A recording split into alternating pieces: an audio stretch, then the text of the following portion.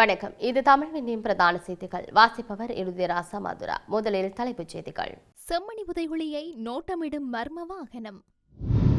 அமெரிக்க ஜனாதிபதி வழங்கிய 90 நாள் கால அவகாசம் முடிவடையும் நிலையில் கூட்டறிக்கை எங்கே? கஜந்த கருணாதிலக்க கேள்வி. குண்டர்களை அனுப்பி அராஜகத்தில் ஈடுபடும் அனுர அரசு பகிரங்க சவால் விடுத்த பிரதான எதிர்க்கட்சி. எரிபொருட்களின் விலை அதிகரிப்பு நள்ளிரவு முதல் அமுலில். செம்மணி எலும்புக்கூடுகள் விவகாரம். ஏஐ வழி தவறான தகவல்கள் பரப்பல் விரைவில் சட்ட நடவடிக்கை. மீண்டும் அமலுக்கு வரும் சட்டம். 4 மில்லியன் பேருக்கு வேலைவாய்ப்பு பாதிக்கப்படும் அபாயம். மக்கள் காங்கிரஸ் சஜித் அனுரவோடு பேசி ஒப்பந்தம் செய்திருந்தால் பல சபைகளை கைப்பற்றியிருக்கலாம். அப்துல்லா மக்ஃப்ரூ. கச்சதீவை மீண்டும் கையகப்படுத்துவதற்கு நடவடிக்கை எடுக்க முடியாது. அமைச்சர் ராமலிங்கம் சந்திரசேகரன் தெரிவிப்பு. வலப்பனை பிரதேச சபை தேசிய மக்கள் சக்தி வசம். விரிவான செய்திகள். செம்மணி மனித புதைகுழி பகுதியை மர்ம வாகனம் ஒன்று நோட்டமிட்டதாக தகவல்கள் வெளியாகியுள்ளது. செம்மணி மனித புதைகுழியில் 2வது கட்ட அகழ்வு பணிகள் முன்னெடுக்கப்படுகின்றது. நேற்று வரை குறித்த புதைகுழியில் 33 எலும்புக்கூடுகள் கண்டுபிடிக்கப்பட்டுள்ளன.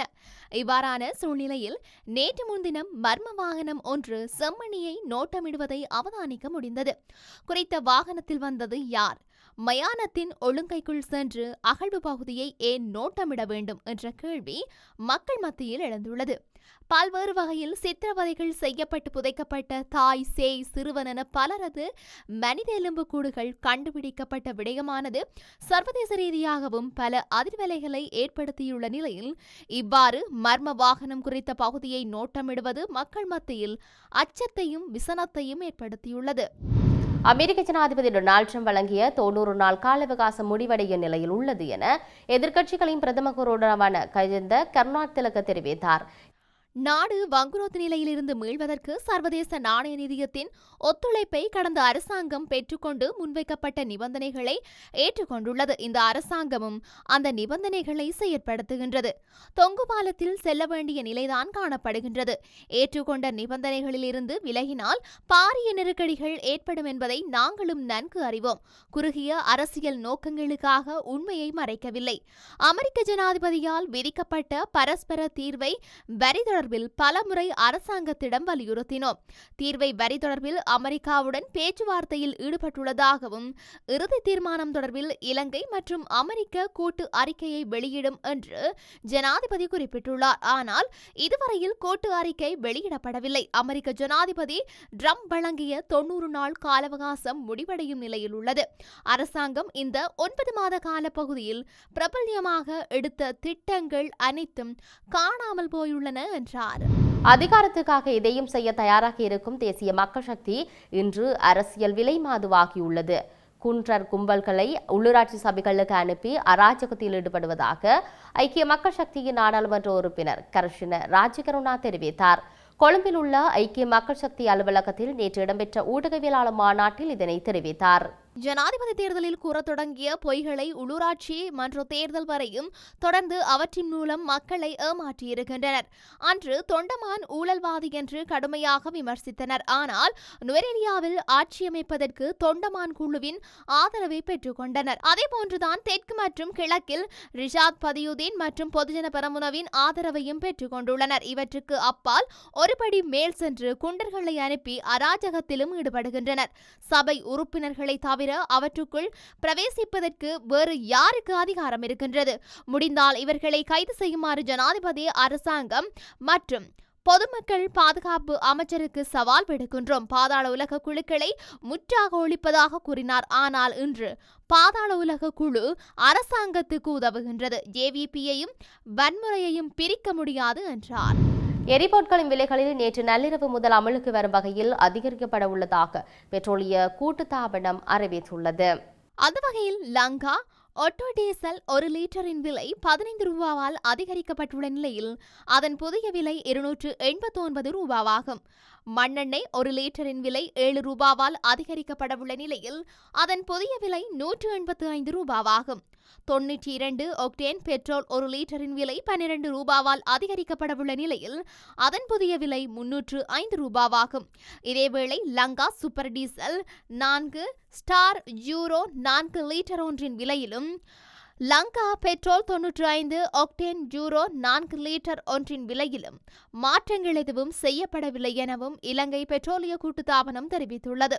இந்த நிலையில் இலங்கை பெட்ரோலிய கூட்டுத்தாபனத்தின் எரிபொருள் விலை திருத்தத்திற்கு அமைய லங்கா IOC நிறுவனமும் எரிபொருள் விலைகளை திருத்தி அமைத்துள்ளமையும் குறிப்பிடத்தக்கது. சமூக வலைதளங்களிலும் பொது வழிகளிலும் செம்மணி மனித புதைகுழி தொடர்பான செயற்கை படங்களை பரப்புவதை தவிர்த்துக் கொள்ள வேண்டும் என சட்டத்தரணி ரணிதா ஞானராஜா தெரிவித்தார். அகழ்வாராய்ச்சியும் பணிகள் தொடர்பாக ஊடகங்களுக்கு கருத்து தெரிவித்த போதே இதனை தெரிவித்தார். செம்மணி சித்துப்பாத்தி மனித புதைகுழி அகழ்வு இன்றைக்கு 2ஆம் கட்ட பணியில் 4.5 நாள் நிகழ்வு முடிவடைந்திருக்குது. இன்றைய நாளில் 33 எலும்பு தொகுதிகள் ஏற்கனவே அடையாளம் காணப்பட்டது. அந்த அடையாளம் காணப்பட்ட எலும்பு தொகுதிகளோடையே நிபுணர்கள் வேலை செய்ய வேண்டிய ஒரு தேவைப்பாடு இருக்கிறது. இன்றைய பகல் பொழுது மட்டும் 2 சிறுவர்களுடைய உடலங்கள் அகழ்ந்தெடுத்து ஆய்வுக்காக தனிமைப்படுத்தப்பட்டிருக்குது.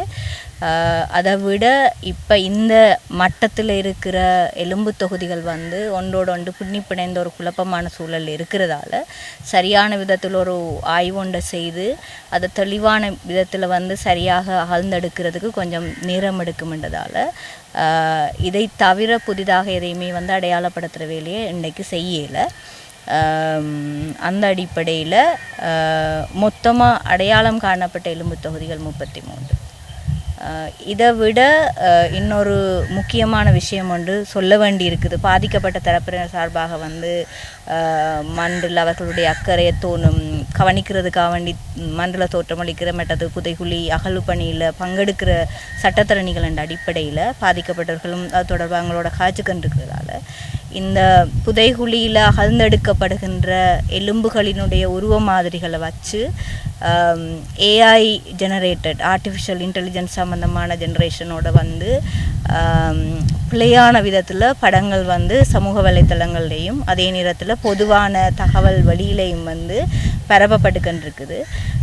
இந்த அடிப்படையில் இது ஒரு குற்றவியல் விசாரணை நடவடிக்கைகளால் நீதிமன்ற நடவடிக்கைகளால் போகிற விஷயம் என்றதோடு இப்படியான பிழையான விடயங்களை சமூக வலைத்தளங்கள்லையும் பொதுவான தரவு தளத்திலையும் நீங்கள் வெளியிடுற விஷயங்கள்ன்றது குற்றவியல் விசாரணைக்கு தடையை ஏற்படுத்துகிற ஒன்று ஆக முடிகிறதோட பாதிக்கப்பட்டவர் தரப்பில் கவனம் செலுத்தப்படுது. அவர்களில் இருக்கிற அக்கறை என்னென்னா தங்களுடைய உண்மையான பாதிக்கப்பட்ட நபர்களினுடைய உருவ அடையாளங்கள் மாட்டுப்படுறதுக்கான ஒரு வாய்ப்பு இருக்குமா அல்லது இந்த வழக்கை பிழையான விதத்தில் கொண்டு போகிறதுக்கான ஒரு உத்தியாக இதை கையாளுறாங்களா என்ற ஒரு ஐயப்பாடு தோண்டி இருக்குது.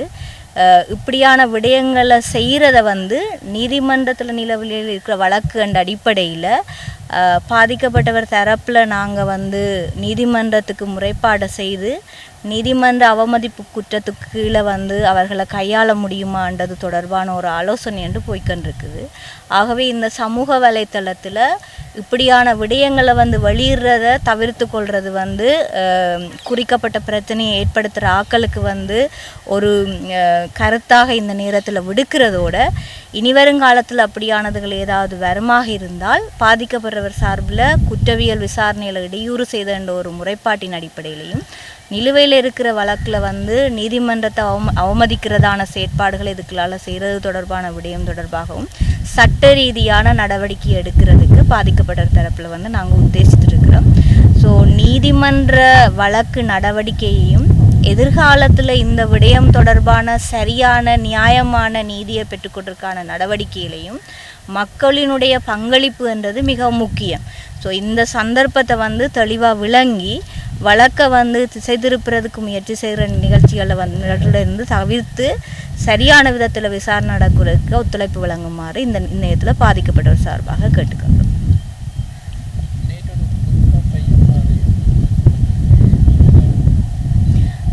புத்தக பையொன்று அடையாளம் காணப்பட்டிருக்குது. அது சம்பந்தமாக இன்னும் அதை நீங்கள் அந்த பிரதேசத்தில் இருந்து பிரித்தெடுக்கையில் எடுத்தது முடிய விட்டு அது தொடர்பான ஆய்வுகளை வந்து தொல்பொருள் பேராசிரியர்கள் மேற்கொண்டு அது தொடர்பான அறிக்கையை வந்து நீதிமன்றத்துக்கு சமர்ப்பிக்கிறதுக்கு இருக்கிறார்.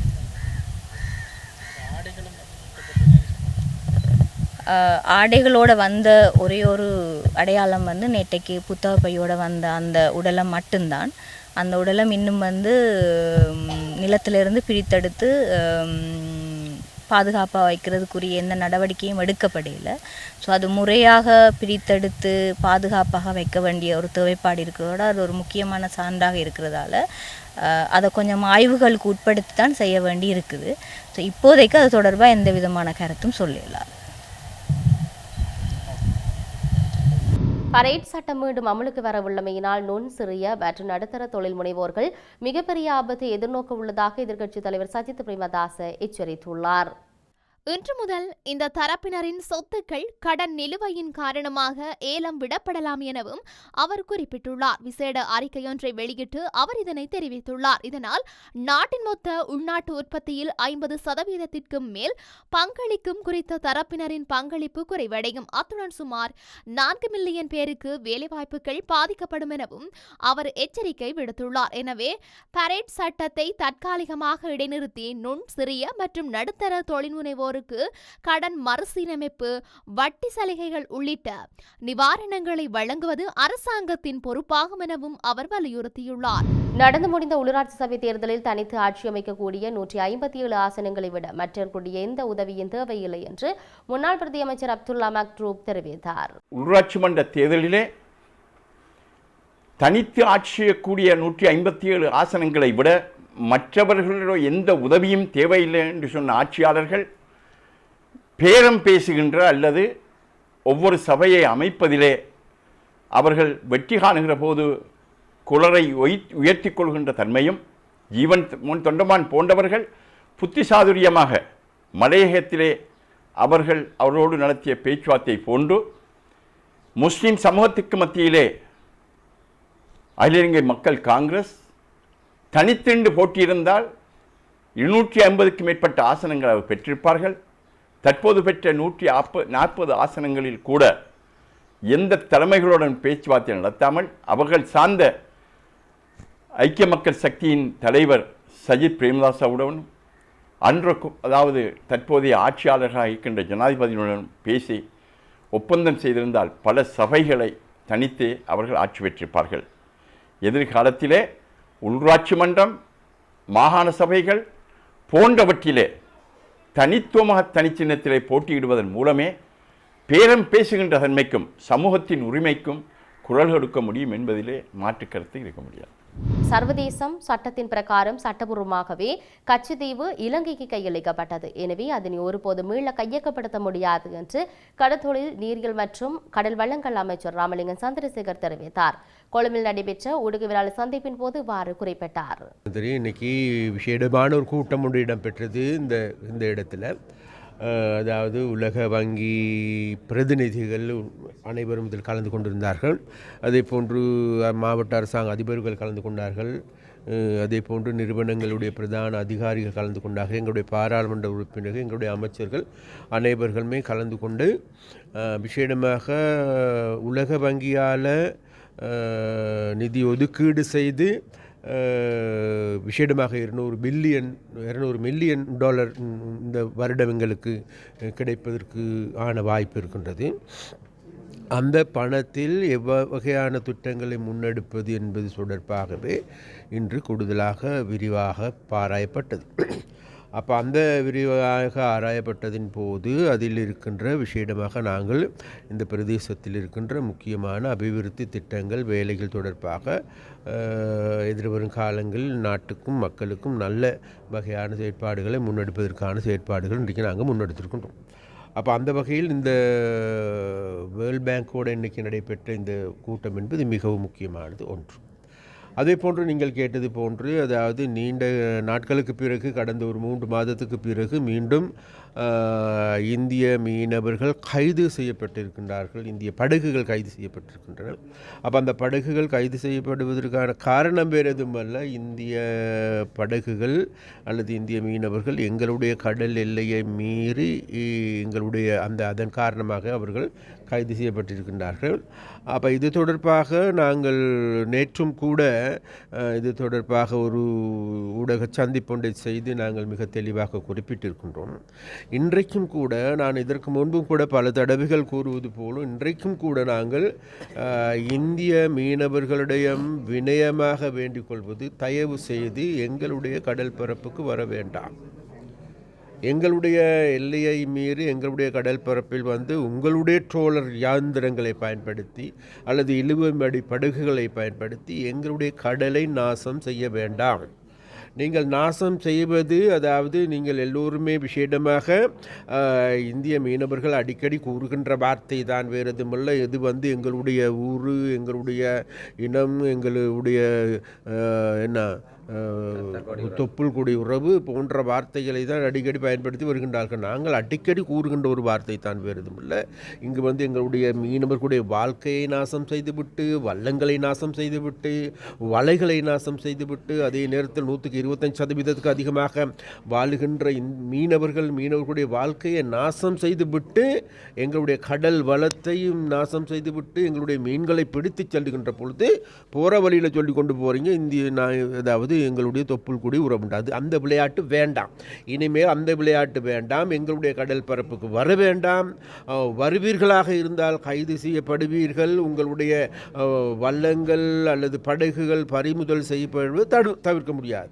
இதுதான் எங்களுடைய நிலைப்பாடு. ஏன் நாங்கள் இவ்வாறு கூறுகின்றோம் என்றால் வேறு எதுவுமல்ல, எங்களுடைய கடல் பரப்பு என்பது எங்களுக்கு சொந்தமானது, எங்களுடைய மீனவர்களுக்கு சொந்தமானது.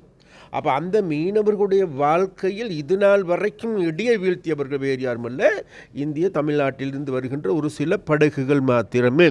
அப்போ அந்த படகுகள் என்பது எங்களுக்கு எல்லோருக்கும் தெரியும். இந்திய தமிழ்நாட்டில் எடுத்துக்கொண்டாலும் சரி, இந்திய மத்திய அரசாங்கத்திலும் கூட தடை செய்யப்பட்ட முறைமை.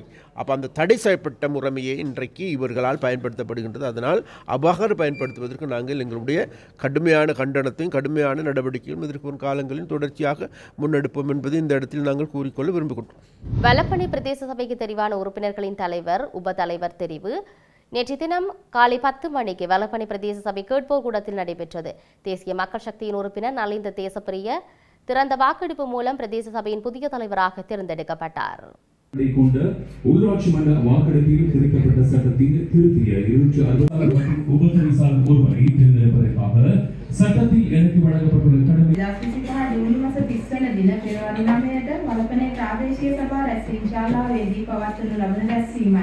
වලපනේ ප්‍රාදේශීය සභාවේ පළමු රැස්වීම අද දින නියමිත වේලාවට ආරම්භ කරමි. මේ ප්‍රාදේශීය සභාව සඳහා සභාපතිවරයෙකු සහ උපසභාපතිවරයෙකු තෝරාපත් කර ගැනීම සඳහා නීතිය මාවත පැවති ඇති කාර්ය විසිලස ඉදිකිරීම සඳහා සියලු දෙනාගේ සහාය ලැබෙනු ඇතැයි අපේක්ෂා කරනවා. சபைக்காக தவிசாளர் மற்றும் உப தவிசாளர் தெரிவு செய்யப்படுவதுடன் அவர்கள் මුළු ජන සංඛ්‍යාවට වැඩි ඡන්ද ප්‍රමාණයක් ජන සභිකෙකු විසින් ලබා ගන්නා ඡන්ද ක්‍රමය විවෘත හෝ රහස්‍ය විය යුතුයි. ඒ සඳහා සභා සම්මතයක් ඇති කර ගැනීමට අවශ්‍ය වෙලා තියෙනවා. ඔබතුමන්ලා ඒ අනුව යෝජනා ස්ථිර කරන්න ආකාරය පිළිබඳ පැහැදිලි කිරීමක් සමයි ආරම්භක ප්‍රකාශයෙන් පැහැදිලි කරේ.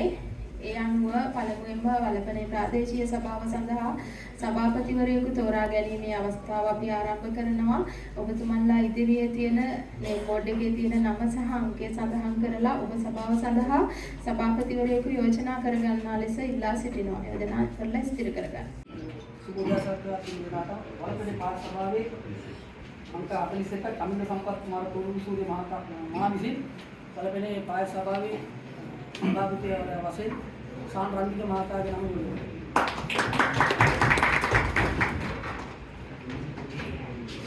अंक 38 तमिळ्नाडु जनार्दन महाविसी संपत कुरुकुल मात्या विसी सभापति लेस शान लक्षण रंतिक मात्यागे उतरनु मम මේ පවත්වන ඡන්ද ක්‍රමය කුමක්ද කියන ආකාරයෙන් ඔබතුමන්ලාගේ மீண்டும் தலைப்புச் செய்திகள். செம்மணி புதைகுழியை நோட்டமிடும் மர்ம வாகனம். அமெரிக்க ஜனாதிபதி வழங்கிய 90 நாள் கால அவகாசம் முடிவடையும் நிலையில் கூட்டறிக்கை எங்கே? கஜந்த கருணாதிலக்க கேள்வி. குண்டர்களை அனுப்பி அராஜகத்தில் ஈடுபடும் அனுரா அரசு பகிரங்க சவால் விடுத்த பிரதான எதிர்க்கட்சி. எரிபொருட்களின் விலை அதிகரிப்பு நள்ளிரவு முதல் அமுலில். செம்மணி எலும்புக்கூடுகள் விவகாரம் AI வழி தவறான தகவல்கள் பரப்பல் விரைவில் சட்ட நடவடிக்கை. மீண்டும் அமலுக்கு வரும் சட்டம் 4 மில்லியன் பேருக்கு வேலைவாய்ப்பு பாதிக்கப்படும் அபாயம். மக்கள் காங்கிரஸ் சஜித் அனுரவோடு பேசி ஒப்பந்தம் செய்திருந்தால் பல சபைகளை கைப்பற்றியிருக்கலாம். அப்துல்லா மக்ஃப்ரூ. கச்சதீவை மீண்டும் கையகப்படுத்துவதற்கு நடவடிக்கை எடுக்க முடியாது. அமைச்சர் ராமலிங்கம் சந்திரசேகரன் தெரிவிப்பு. வலப்பனை பிரதேச சபை தேசிய மக்கள் சக்தி வசம். இத்துடன் தமிழ்வினின் பிரதான செய்திகள் நிறைவு பெற்றன. உடனுக்குடன் செய்திகளை அறிந்து கொள்ள தமிழ்வின் என்ற மது ஜூட்டி பக்கத்தினூடாக இணைந்திருங்கள். வணக்கம்.